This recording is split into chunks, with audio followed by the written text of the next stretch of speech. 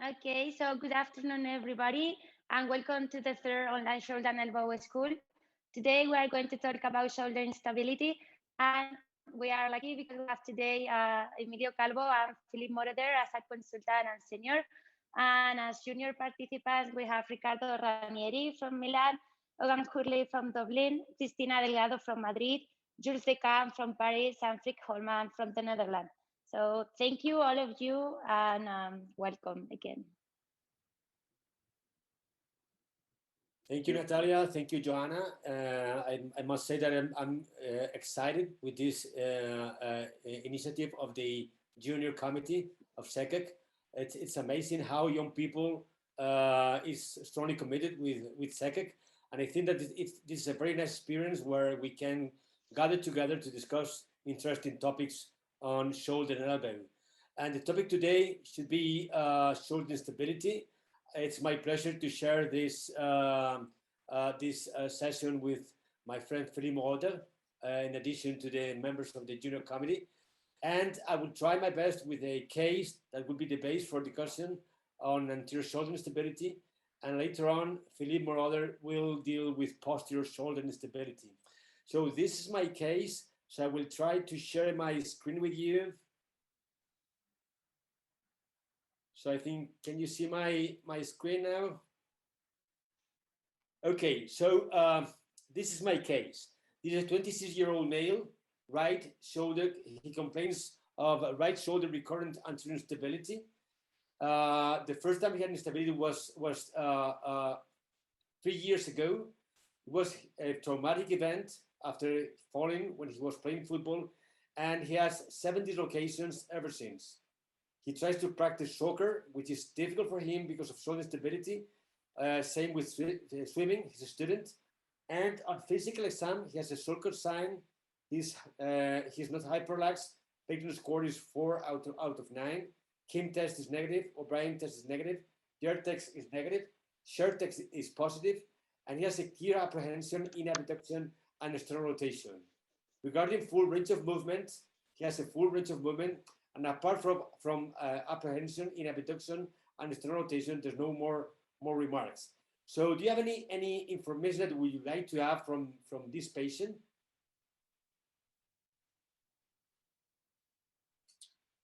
Hogan, would you like to have some more information about him? So I guess how the dislocations have happened. Are they traumatic dislocations? Has he gone and done something every time? Or is he dislocating in his sleep? Because that, I think, tells you a lot about how unstable he is.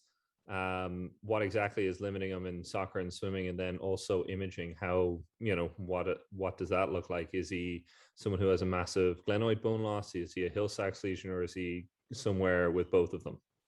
Yeah, thank you very much, Hogan. Those are the key points to address the case. So this patient had an initial traumatic dislocation. He fell while playing soccer, but now the level of instability, the degree of instability is quite high. He has a degree 4 according to the Manta scale. That means that he has shoulder dislocation even while sleeping. So he's severely affected because of instability. So now he's unable to play soccer or swimming. And with regard to the images, there is a Hill-Sachs lesions on conventional X-rays, but we don't have any other information. And this is what we have from an arthro MRI. Would you like any of you comment about this MRI, Freak? Yes, yeah. So first of all, I would like to ask you why you've chosen for an MRI and not a CT arthro. Okay, that's another a very interesting question. So do you think that we should order for a CT scan, or is it preferable to have a MRI or MRI arthrogram? Well, I think it's at least discussable because you are interested in the bony structures. That's the way you go when you're deciding on which treatment is preferable, because the significant bone loss on the anterior part of the glenoid or the extent of the Hill-Sachs will tell you something about if it's an on-track, off-track lesion, and if it's significant bone loss to decide whether you go for remplissage or for soft tissue procedure or bony procedure. So, and for people who are not that old. So in this case, it's a 26-year-old guy. I think the rotator cuff is sufficient, and there's a big chance of soft tissue damage, and that doesn't affect your decision on treatment. And with a CT arthro, you're also able to see if there's damage to your labrum on the inferior part, or buford, or something else. This is a very good point, because you're talking about ordering a arthro CT scan or a conventional CT scan. I think that the CT scan is very popular, especially in France. So probably Jules could add something about how does he approach patients with shoulder instability? Do you do directly a arthro CT scan or a conventional CT scan, or do you prefer to do a MRI? Jules? Jules. Jules, you are mute. In France, I think we will have done like a CT scan, normal CT scan, because with 7 dislocation, the patient probably has a labral tear. So we're interested about the bone loss, glenoid bone loss. So that will. Okay. That's a great point, Jules. There's studies that show that you have more than 95% likelihood of having a labral tear if you have such a clinical scenario. So the information that you get on top with MRI is actually less decisive for the treatment that you're going to choose than a native CT scan, because there's other studies that have shown that if you don't do a CT scan, you're quite likely to miss the glenoid bone loss, unfortunately. And I don't know how you calculated your glenoid bone loss, but to do it with a arthro MRI or arthro CT scan is very tough and very hard. Yeah, that's a very good point, because there's some information about which is the best technique to find or to measure the bone loss. But currently we have an ongoing study trying to assess which technique is better. But if you have a look to this Excel view MRI, you can see how easily can we outline the size of the heel sacs defect in this case. Probably these views are too high to define the labral tear, but you can see how clearly can you define the heel sacs defect, which is quite large. But you were talking about using CT scan, and this is my CT scan. So any comment on this, Ricardo?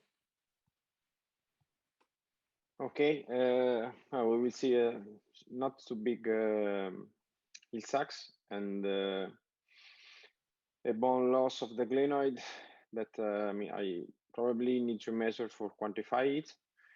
But I think that for me, with that patient, the CT scan is probably the first exam that I ask, because just a matter of deciding which kind of surgery you want to propose him. And I don't know if you measure exactly, but I probably will go for a bone procedure. If you have a look to this image on our left, where we can see the heel sac. Yeah.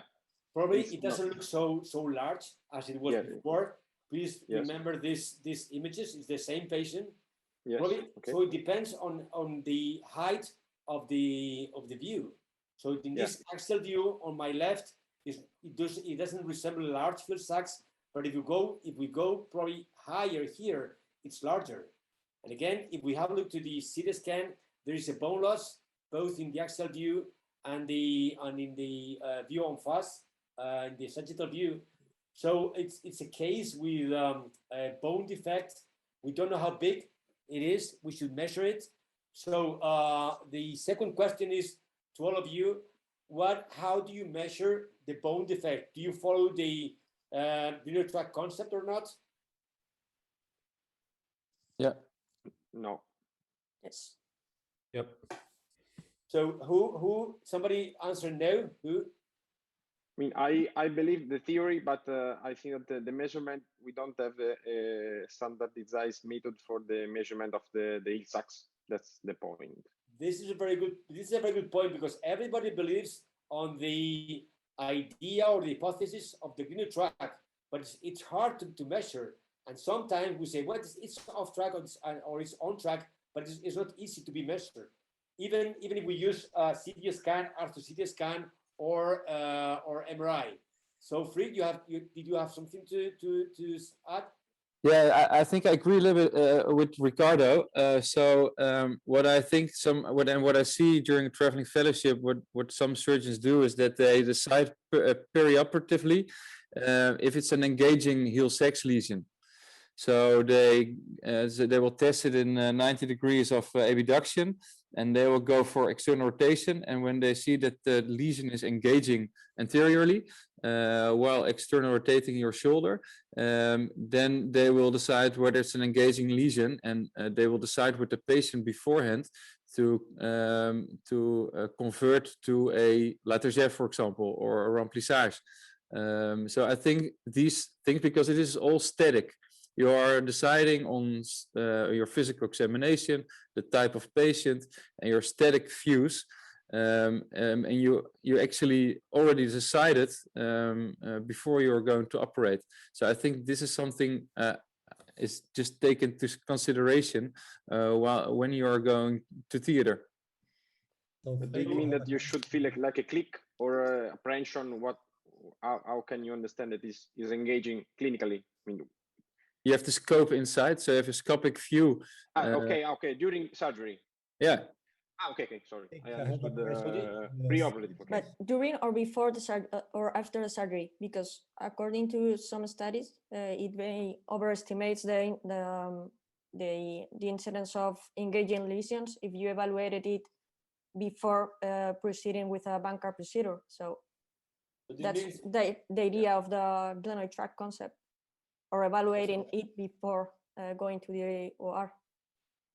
So you measure the engaging before the patient is operated. So yeah.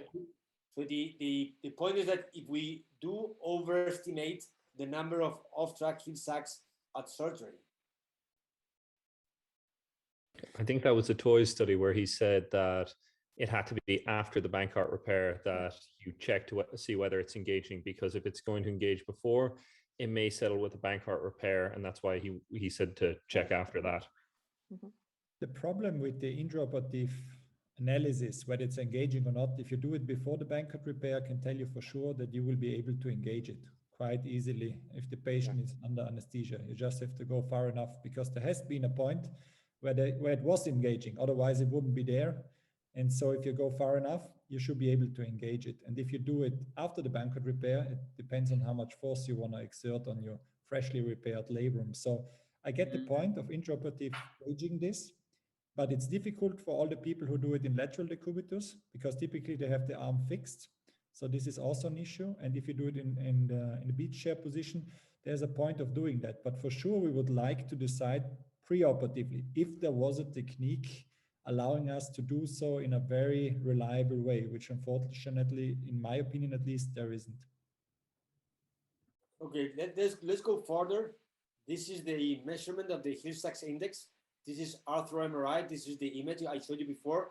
And we are trying now to assess this, but according to the images on the CT scan, it seems that it's much easier to measure the heel sacs index with arthro MRI or arthro CT. So this is the case we have. This is the best fixed circle.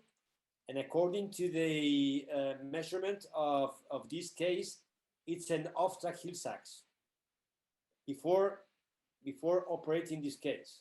So it's a patient with a bony Bankart and with a large heel sac lesions.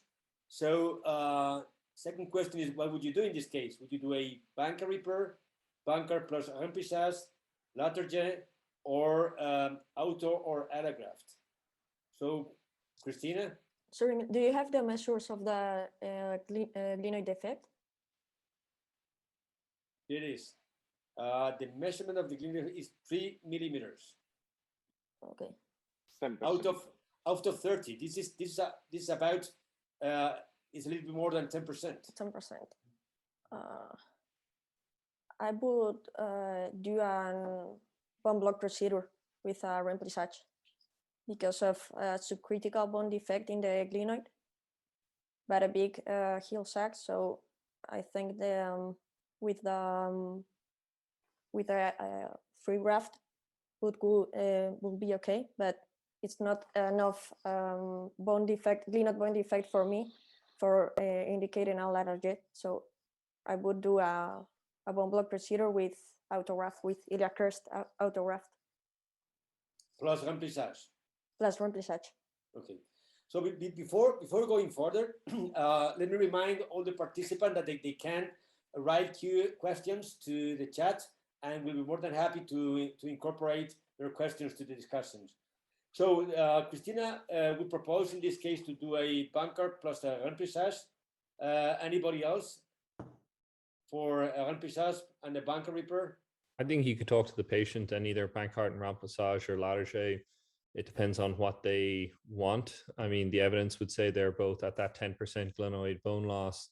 They're about equivalent in terms of recurrence rate. Above 10%, we kind of don't really know with the remplissage, and the evidence says it does start to drop off a little bit, but that's only one study. So I think it's up to them. I think talking to them about it, I'd worry that their labor may not be very good. The fact that they've dislocated 7 times, you might be worried that it is kind of very plastically deformed at this point and have a poor healing potential.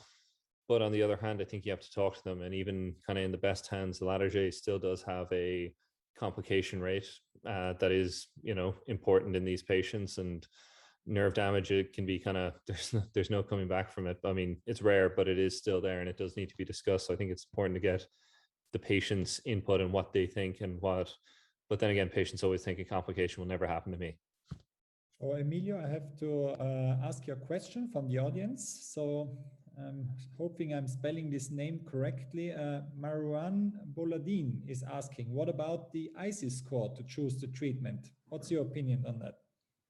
This is a very good question. What about the ISIS score? I think this apart from the ISIS score, this is a patient with important bony defects, not only in the glenoid, which is over 10%, is subcritical, but the patient has a very large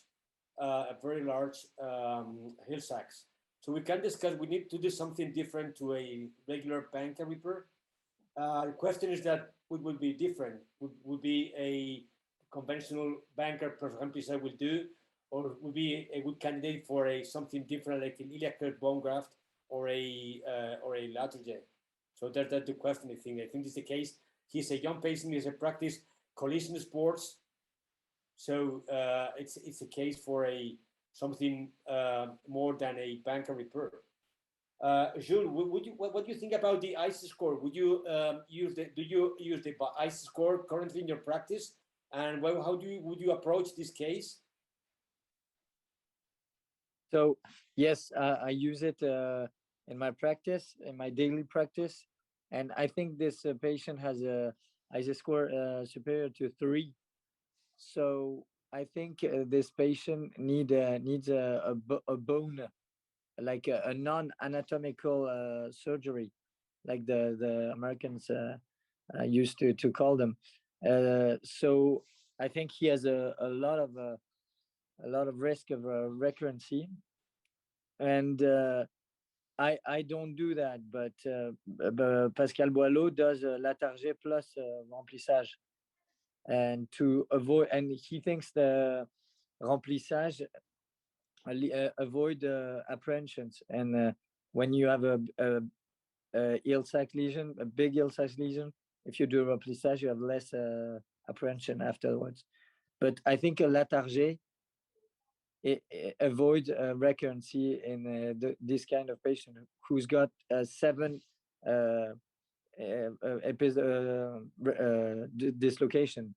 Yeah. And there's a paper with Alexandre Hardy in the GSM, which shows that the more dislocation you have, the more glenoid bone loss you have, and the more the worse the Bankart is in terms of recurrency.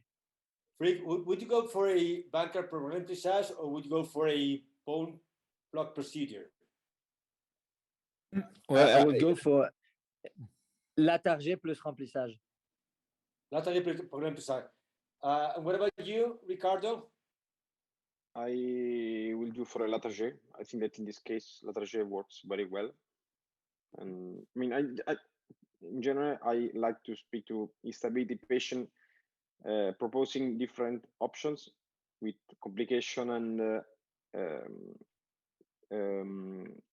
rate of success in terms of stability. And you know, for example, if the patient is now is a sedentary patient, you can go with an arthroscopy with a Bankart repair and maybe a remplissage if you are not comfortable at the end of the procedure. But if it's a sport guy, I speak directly with the patient. Not speak because I don't used to operate, but I follow the philosophy to explain the procedure and to explain the rate of success, and the patient at the end, in general, they choose the best one. That for me in this case is the Latarjet. Philipp, what would you go for? Would you go for a iliac crest bone graft or just the Bankart repair with or without remplissage? I'm not talking about Latarjet in Switzerland. Perfect. Sorry, I had to step out for 1 second because I had a call from the clinic. Deeply sorry for that. So in my opinion, this is a bigger glenoid defect than we believe, at least from the images that we saw. And I would go for implant-free iliac crest bone graft. And I think the Hill-Sachs defect will be treated by enlarging the glenoid tract. So I would just go for one side intervention, and this in my hands will be implant-free, either arthroscopic or open. Yeah, I think that the bone defects are more important than we believe. We published a score to define which patients are suitable for a bone defect, and it's the most important prognostic factor. So it's very important trying to restore the anatomy in terms of increasing the glenoid surface, not only with remplissage. But if we go further, I will skip some of this presentation that you just. I have a question for Philipp. Yeah. If I can. Like with the iliac bone graft, you don't have the sling effect. How will you, like, what do you think about the sling effect in the Latarjet? Because the Latarjet is not only about the bone, because the Bristow, which means the bone graft is not laid down, but it's up. It's very a small graft, but it's still a good result because of the sling effect. So what do you think about that? So I believe the most important thing to stabilize a shoulder is A, to have a cuff that is actually pressing the humeral head into the socket, and then B, having a socket.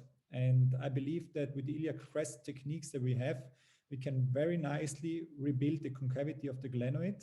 You can also do so with a Latarjet, but only if you place it a little bit proud and then bury it down so that it creates a nice concavity. Typically, what I see with many Latarjets is that they might be a little less recreating the concavity as the iliac crest does, but they have some soft tissue advantages, as for example, the sling effect, which might stabilize the shoulder. But if you compare them clinically, studies that are out right now, they show that the stability rate is the same for both techniques. So I think the iliac crest is maybe a little bit better in terms of bony reconstruction, and Latarjet probably is superior in terms of soft tissue reconstruction. But Philipp, I agree that the results published so far are very good with iliac crest, and the comparative studies make no difference in terms of clinical results. But the rate of osteolysis of iliac crest bone graft compared to Latarjet is higher, and this is a matter of concern in the long run. Yeah, that's an important point, and I can tell you exactly in which cases. Giovanni Di Giacomo published this for the Latarjet, and we published this for the iliac crest. So if you have a big bone defect, both bone grafts will not resolve as much.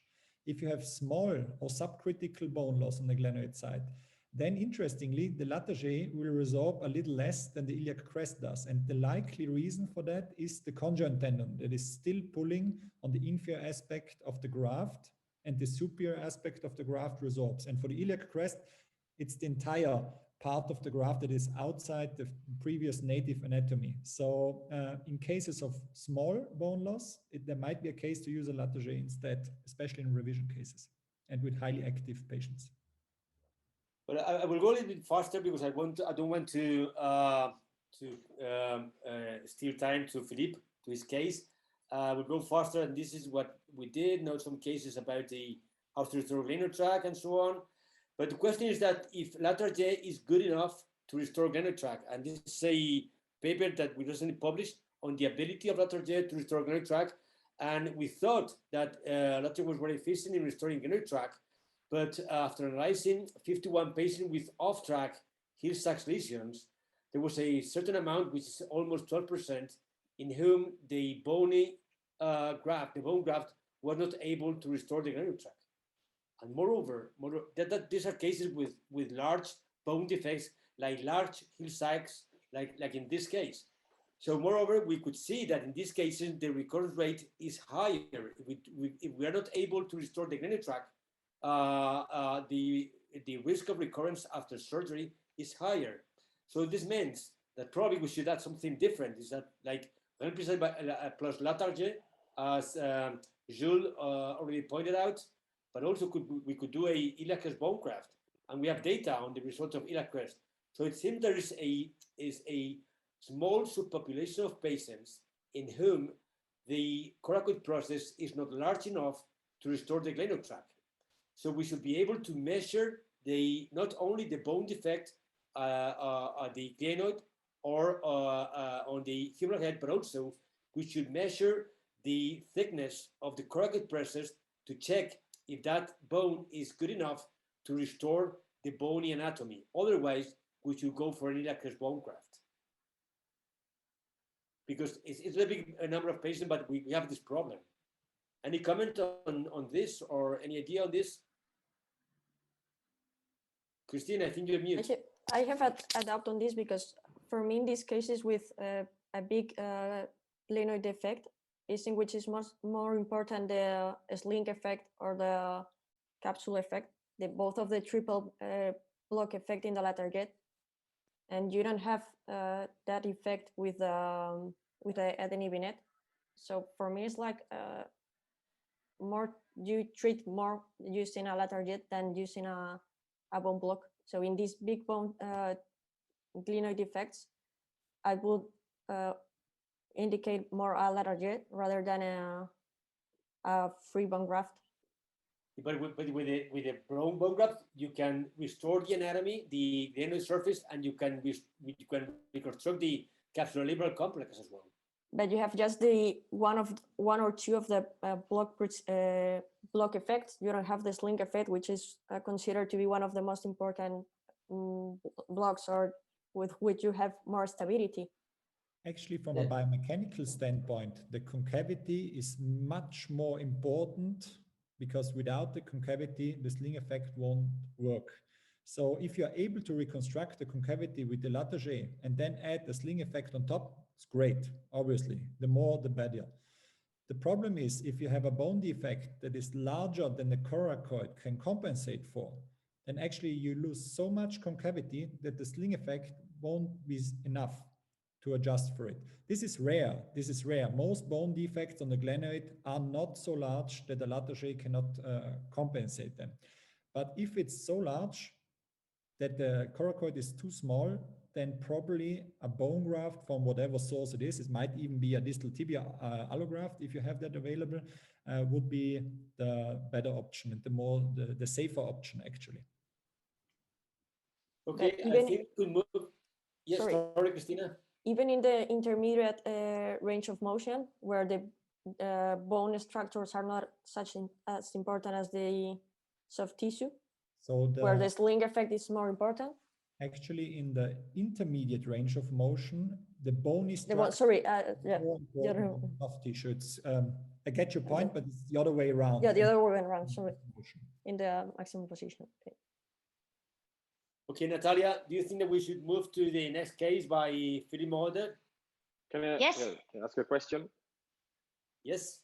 But do you have a sort of magic number for the glenoid bone loss that cannot be covered by Latarjet, or there is not yet? Emilio, couldn't hear you there.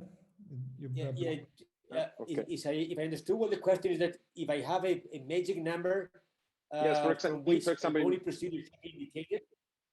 Yes. So I don't have that magic number. What I do is that I measure the bone glenoid defect. I measure the Hill-Sachs index. I calculate the glenoid track, and if the shoulder or the Hill-Sachs is off track, I measure the coracoid process to make sure that it is able to reconstruct the bone defect, which occurs in the majority of the patients. So if this is the case, I do a conventional Latarjet or arthroscopic Latarjet. But if the bone defect is very big, it's very large, and I realize that the coracoid process is not large enough to reconstruct the bony anatomy, I go for a iliac crest bone graft. So you need to calculate the glenoid tract for this. Thank you, Emilio. That also answered at the same time the question from Jamo, who asked essentially the same question. Okay. So let's move on to posterior shoulder instability. It was cited 1,000 times at least in the literature that posterior shoulder instability is about 5% of all instability cases. And I beg to differ. There have been some newer publications that show that posterior shoulder instability might be much more common than we previously believed. And there is some numbers that go as high as 20% of all instability cases. And I'm going to show you some cases of posterior shoulder instability, which we then can discuss, and want to see what your ideas are, how to solve these cases. So maybe just to introduce, there has been a discussion in the literature, and actually was acknowledged that posterior shoulder instability is quite difficult to diagnose and also quite difficult to treat because it just comes with so many different shapes and colors. It's almost like a chameleon. So what we like to use is the so-called ABC classification, which in my mind helps you to separate posterior shoulder instability and distinguish different categories, which might be relevant then for the choice of appropriate treatment. And I want to start off with first time posterior shoulder instability events. So it's a first time dislocation out the back, and they are called group A. So I want to ask, let's start with Owen. Owen, you see a gentleman about 45 years of age. He suffered or sustained a seizure, now has lack of active and passive motion, and he has some contour changes if you look closely on the images. What's your opinion? What's that? I mean, that's kind of the classic even med school question, the seizure and that they can't move their shoulder after. I mean, I think you need to see, is he just come in now, or has this been going on for a while? You know, when exactly did it happen? Has he been imaged? Has anything been done? And, you know, because these patients can come in, and I've seen it where they come in a week later and they're still sitting at the back. Okay, perfect. So yes, we start with easy questions. I hope I can catch you with more difficult ones later on. So I would like to ask you, what's the next step you would take with this gentleman clinically? What's the next thing? Measure the range of motion. So he has a lack of active and passive range of motion. He's not able to move, and he's quite painful. And as you can see, if you look at the upper left image, you can see that the humeral head is bulging out the back a little bit. You can see the acromion, the front of the acromion quite prominent, and the humeral head is bulging out the back because this is a so-called locked posterior dislocation. And this, in the chronic setting, allows quite good motion actually, but in the acute setting, it can limit motion. And so what's the next step? What are you going to do? He's showing up in your clinic. And what's your next step? Ask for an X-ray. Exactly. And there you get it. Wait a second. This is the X-ray, Christina. What's your opinion on that? Is the diagnosis confirmed? Are you happy with it or not? No, I'll ask for another projection because it seems like the head is not centered in the glenoid, but I'll ask for another images. Yeah. An outlet, maybe. What do you like? MRI scan or CT or arthro MRI, arthro CT? I think first of all, an MRI, well, another projection of the X-ray, an outlet image maybe, and after that an MRI. Okay, so quite painful maybe, MRI, maybe in Spain you get it right away, but maybe not in every country. Would you reduce it first before you do an MRI maybe to alleviate the pain? Depending on how much time he has this location. This is acute. Acute. So I'll try first. Yep. I try to reduce closely with anesthesia, of course. Mm-hmm. Okay. Anybody wants further imaging before they reduce? I'm not saying this is wrong. This is one option. Does anybody want to have further imaging before? Only conventional I would prefer. Yeah. So perhaps a Velpo view or axial view or lateral view, like with the eye view. The axial view is not possible because he has, as mentioned, blocked active and passive range of motion. Yeah. There is some other options. You can do a Y view, you can do a Velpo view, but maybe some cases I think a you might CT. even think about a CT scan. I just heard it in the background. So this is the CT scan you get. I think the other thing, if you're looking for a CT, if you're worried if there's any fracture, if you're going to reduce it, I mean, we've seen a few where, you know, they are actually fractured and we don't want to reduce them. You know, the GT is blown off and you're worried that if you try and reduce it in ED, that you might cause some further damage. If you're trying to think, do I need to open this and reduce it, or should I try and reduce it, you know, with sedation? Yeah.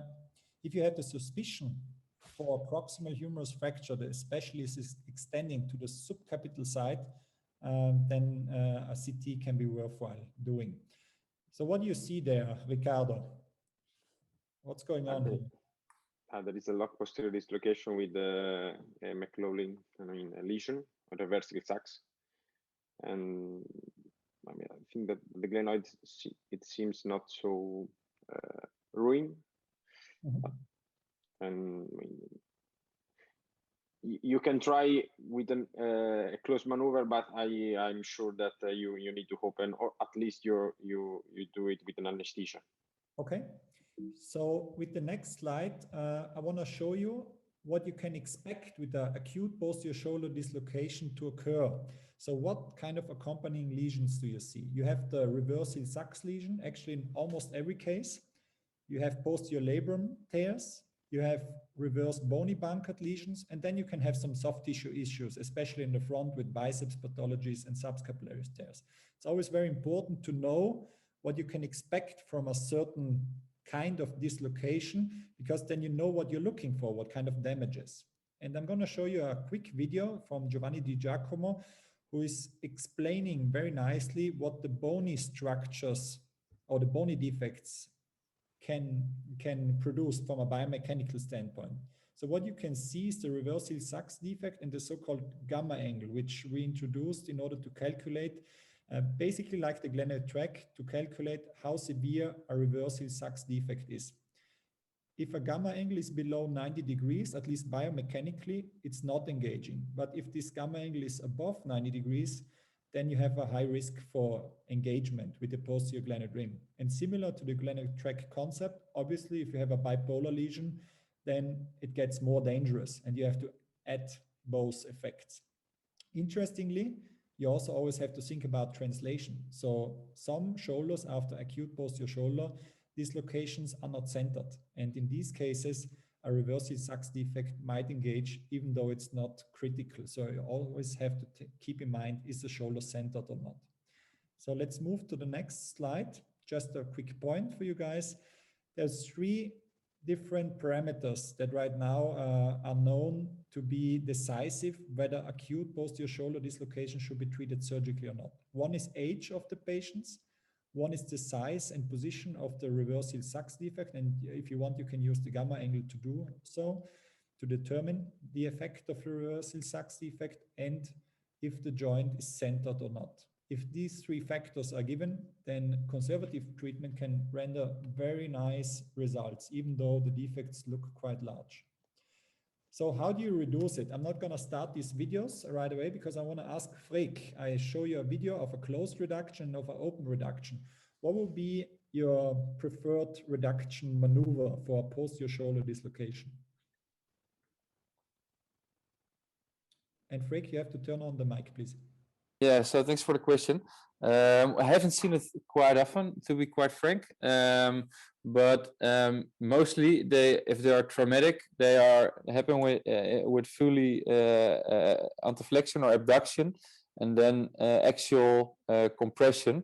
So like a fall from height, something like that, or with a seizure because of the the dysfunction in working of the agonist and the antagonists. So you have to do the same thing again, I think. So fully abduction or anteflexion, and then you press it, to anterior to reduce it. But I don't know if that is the correct description of it, but. No problem, Freek. If you don't mind, I show you how it's done openly first, and then maybe it's more easier to understand. The interesting thing is that the reverse Hill-Sachs defect is almost always parallel to the humeral shaft axis. It's different from the Hill-Sachs defect. So if you look at this video, you can see on the right side the glenoid socket, and on the left side actually the engaged Hill-Sachs defect. And what you can see now is how the arm is first internally rotated, then lateralized, and then externally rotated. And this creates a quite nice reduction maneuver. Internal rotation, lateralization, and then external rotation. I'm going to show you how it's done if it's closed. Internal rotation, lateralization, and then external rotation. And this can help you a lot to reduce these fractures in the OR or even outside the OR. But of course, there's different techniques that can be used. So now we reduced it without opening up the joint. How are you gonna treat this conservatively? Jules, how are you gonna treat acute posterior shoulder dislocation after reduction conservatively? When I saw them, we treat them with a brace in neutral rotation, and we immobilize them, I think 6 weeks. Yes, in neutral. Yes, I completely agree, Jules. The safest position obviously is neutral rotation or even external rotation, because then you won't have engagement. There's one case report in literature that discusses if you don't have large reverse Hill-Sachs defects or posterior bone loss, then you can actually go for internal rotation, because this attaches the labrum, the posterior labrum, more nicely to the posterior glenoid rim, similar to the concept by A.G. Ito employed for anterior shoulder instability. He places them in external rotation.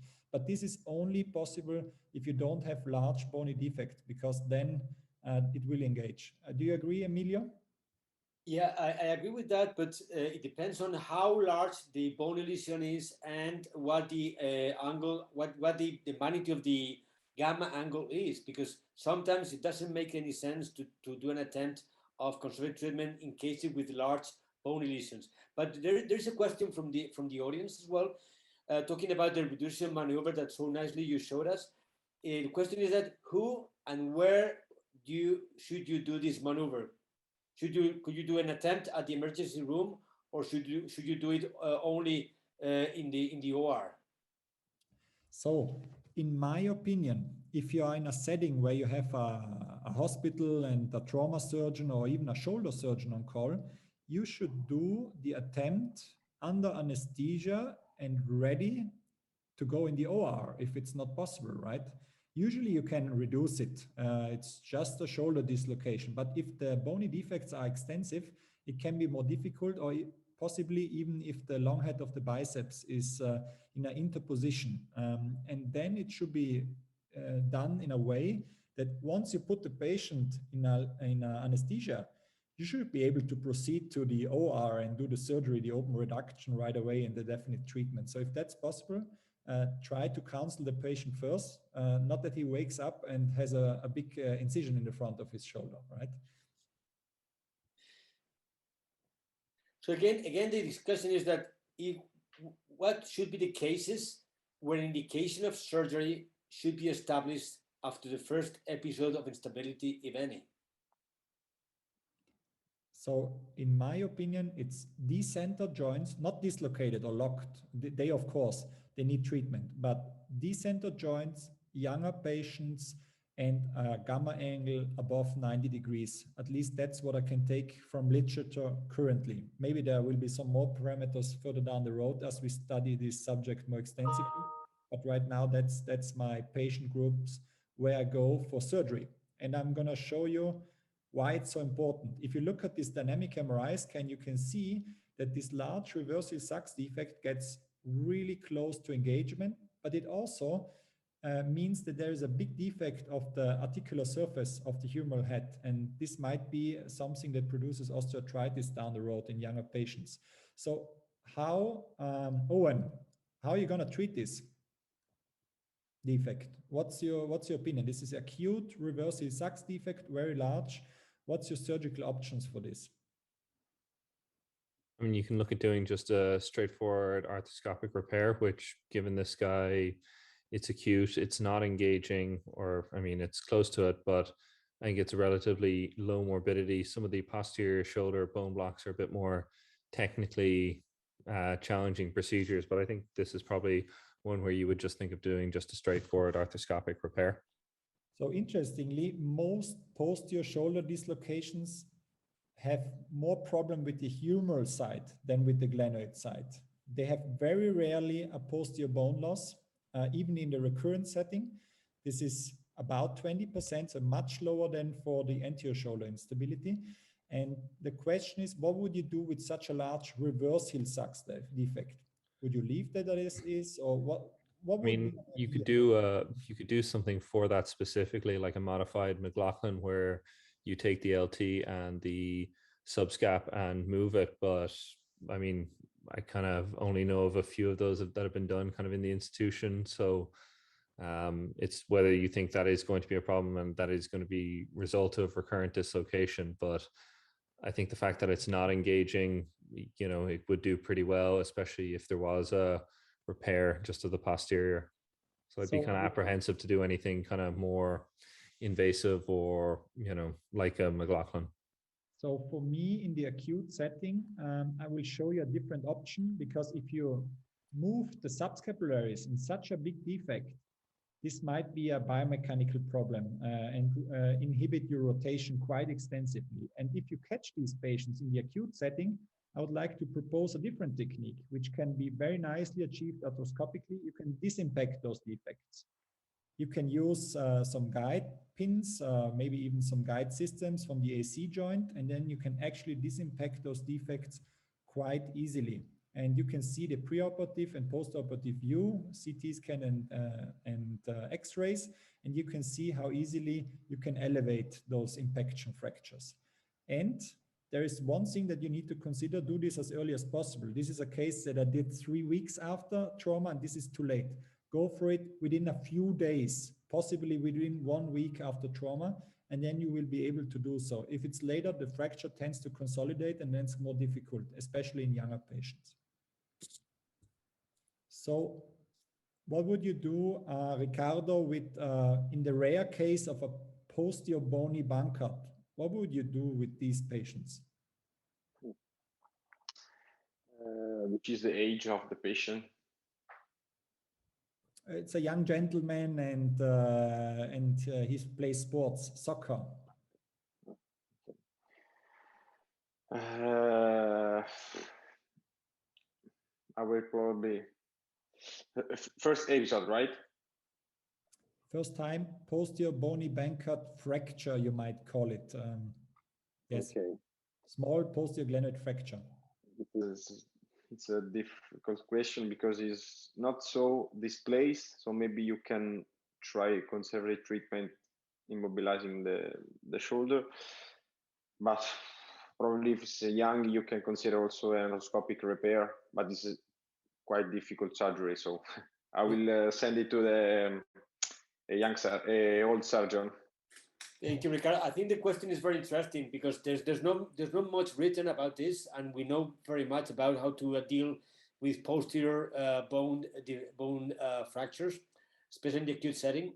And there is a paper, I think it's a paper by Matt Proventer, who defines as 10% the amount of bone that can be left without being treated, because over 10%, there's a higher risk of recurrence in patients with posterior bone defects. So this probably looks more than 10%, and it should be treated trying to restore the articular surface. And if it's acute, we can do a kind of posterior Sugaya technique. But probably if it's chronic, it should be better to do a posterior bone block. I don't know what your thoughts on this, Philipp. Completely agree with you, Emilio. In the acute setting, I would go for basically bony Bankart repair in the back, and this can be achieved. And if it's a chronic setting, maybe you have to do a bone block. Unless the fragment looks very viable, then maybe you can reuse it. Let's go on. Block or arthroscopic? The bone block, you can go either way. If you are fine with it, you can go open. It's perfectly fine. I just give you one hint for posterior bone blocks. I'm going to show you in a minute. They mostly are not proud enough. So you tend to make them too medial if you go for posterior bone blocks compared to anterior bone blocks. So try to create a quite large concavity. You will be amazed on the postoperative CT scans how far medial you are. And so this is just a suggestion. So maybe, excuse me, I didn't understand what you said. The posterior bone block, you should be medial. No, you said you tend to be more medial, and you should know that and try to prevent it, because from a posterior approach you come from medially, and from an anterior approach you come from anterolaterally. So with the anterior bone grafts, what we see, they are frequently too proud. And with the posterior bone grafts, what we frequently see if we troubleshoot is that they're too medial. So you need to be aware of this phenomenon. Just a little technical pearl. I thought you shouldn't be flush. You shouldn't be flush on the posterior bone block. So with the posterior bone block, you should recreate the concavity. Flush is already maybe not enough, but if it's medial, so retrocessed, then it's not having any biomechanical effect. Then it's in the wrong position. Okay, thanks. So let's quickly move to dynamic posterior shoulder instability, because we are running out of time, but I want to show you this case. So Natalia, this one is for you as organizer of this great event. And what you see here is a young lady, and she unfortunately has extensive posterior shoulder instability. You can see this on the fluoroscopy, you can see this on the clinical videos. What do you see on the MRI? This is a trick question. Be careful.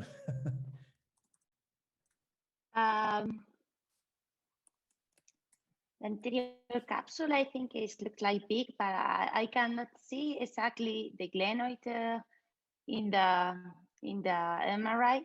She has okay now.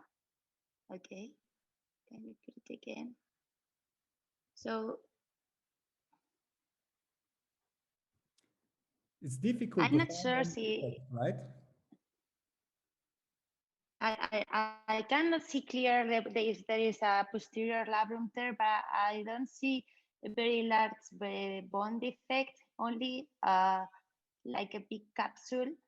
And I think, I don't know if this girl is hyperlax, but completely agree. So Natalia, I tell you the following. I cannot see a defect either. I'm not sure whether there's a small, maybe posterior Kim's lesion or something like that, but I can tell you 100% that there is no structural defects there that justify why this lady has 1,000 dislocations per day every time she raises the arm. for sure, the MRI doesn't give you enough reasons for that. Frederic, you have a question? Yeah, interesting. I've seen your talk on the head and shoulder course several years ago. It was very interesting. You have some options for this, but I was wondering, like with the term scapular dysfunction or having a stiff scapula is key in having these kind of dislocations. And what is your opinion? I was wondering with the agility approach or neuromotor control in these patients, that like distracting them in their movement, that they tend to forget what they are doing, and that they learn how to prevent like party popping their shoulder like this. Yeah, so I completely agree. Some authors have called this attention-seeking behavior and kind of labeled those patients as crazy, but we shouldn't do this. I agree. No. Study accomplished in Great Britain, they put patients like these in the functional brain MRI. And what they were able to show is that these patients show a similar activation pattern of their brain as little children show when they try to learn new motor tasks. So they basically are trying to do the right thing, but they don't know how to do it. And that's why they're so unstable. And so what I would urge you to do is every time you see a shoulder instability patient, I like to do the so-called show me test. This is the easiest test in orthopedics.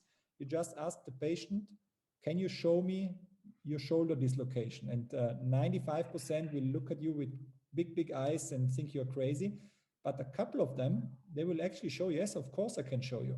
And if you have a positive show me test, and a negative MRI or CT scan, which doesn't show any justifying structural defects, then be aware of a so-called functional posterior shoulder instability. This is a shoulder instability that is not caused by structural defects, as the name says. It's caused by malactivation of certain muscle groups, and it's mostly a hyperactivity of the lat dorsi and the hypoactivity of the external rotators, and you have to be aware of that. And I'm just going to show you how you can, for example, treat this. This is an electrical muscle stimulation device. You can see the same lady. She raises her arm, has her instability. And if you go now for electrical muscle stimulation while she is moving, you can see that already after the first treatment session or during the first treatment session, she can be stable. And if you train these patients with certain protocols, then you can actually, after 6 weeks already, have a stable shoulder without any surgical intervention, despite a very severe instability. And this is just something I wanted to share with you guys. Please always distinguish between functional and structural instability, because functional is often underestimated. So I think we could continue, but we actually ran out of time, Emilio, right? Yep. So I think I'm going to stop the presentation. I just would like to point out, if you want to know more about posterior shoulder instability, and especially this weird type C posterior shoulder instability, then please check out the webinar on our homepage. You can learn more about that, about this particular pathology. Okay, thank you, Philipp. Thank you to Joanna and Natalia for organizing this interesting online shoulder nerve school. Thank you to all participants.